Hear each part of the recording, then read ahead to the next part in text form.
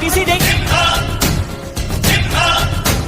ಸಿಡಿ ಸಿಡಿಯುವ ಸಿಡಿಲಿನಲು ಅಂಜದೆಯೇ ಗರ್ಜಿಸಿದೆ.